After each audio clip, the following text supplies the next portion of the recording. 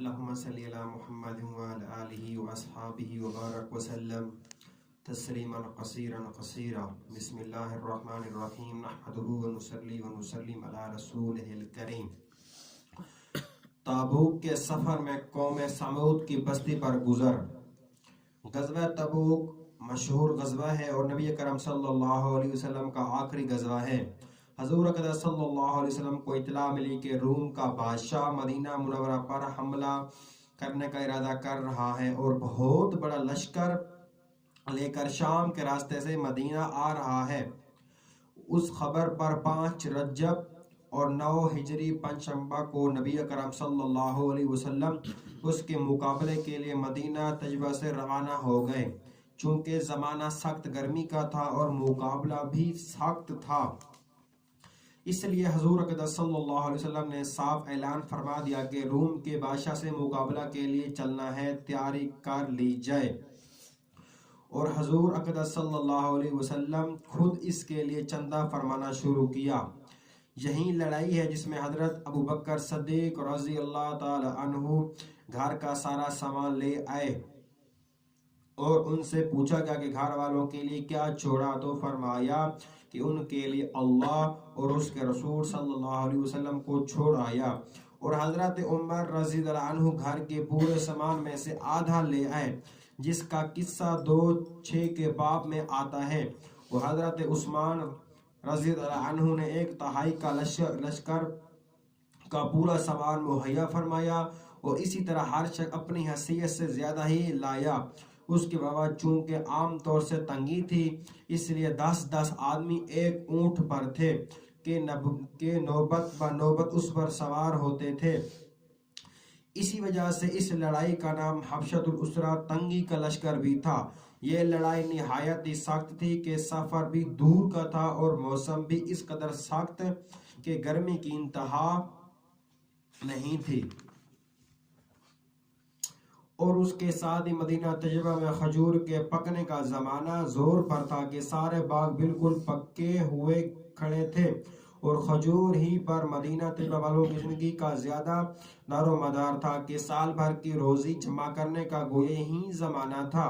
اس حالات میں یہ وقت مسلمانوں کے لیے نہایت سخت امتحان کا تھا کہ ادھر اللہ کا خوف اور حضور صلی اللہ علیہ وسلم کا ارشاد جس کی وجہ سے بغیر جائے نہ بنتی تھی، اور دوسری جانب یہ ساری دقتیں ہر وقت مستقل روک تھی، بالخصوص سال بھر کی محنت اور پکے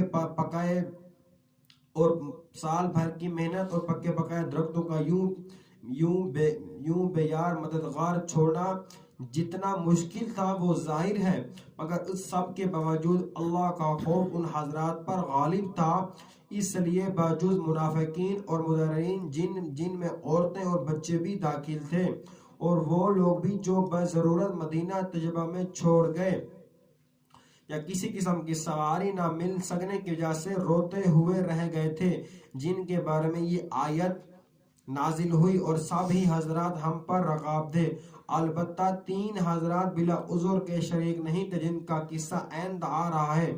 راستے میں قوم سمود کی بستی پر گزر ہوا تو حضور اقدس صلی اللہ علیہ وسلم نے دامن سے اپنے چہرے انور کو ڈھانک لیا اور اونٹنی کو تیز کر دیا، اور صحابہ کو بھی حکم فرمایا کہ یہاں سے تیز چلو اور ظالموں کی بستی میں سے روتے ہوئے گزرو اور اس سے ڈرتے ہوئے گزرو کہ تم پر بھی خدا نہ خواستہ وہ عذاب کہیں نازل نہ ہو جائے، اور ان پر نازل ہوا تھا جو ان پر نازل ہوا تھا۔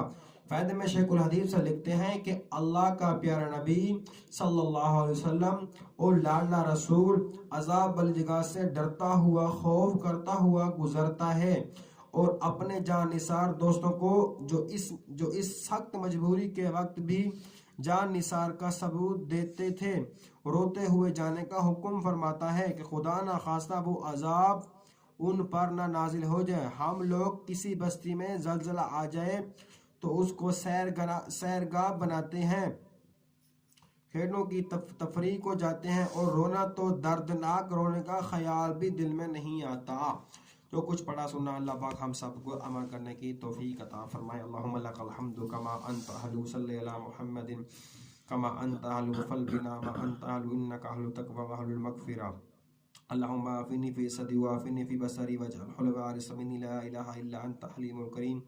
سبحان الله رب العرش العظيم والحمد لله رب العالمين. اللهم إنا نسألك من خير ما سألك من نبيك محمد صلى الله عليه وسلم ونعوذ بك من شر ما استعاذ من نبيك محمد صلى الله عليه وسلم وأنت المستعان وإليك البلاغ والحول ولا قوة إلا بالله العلي العظيم. رب اجعلني مقيم الصلاة ومن ذريتي ربنا وتقبل دعاء ربنا اغفر لي ولوالدي وللمؤمنين يوم يقوم الحساب.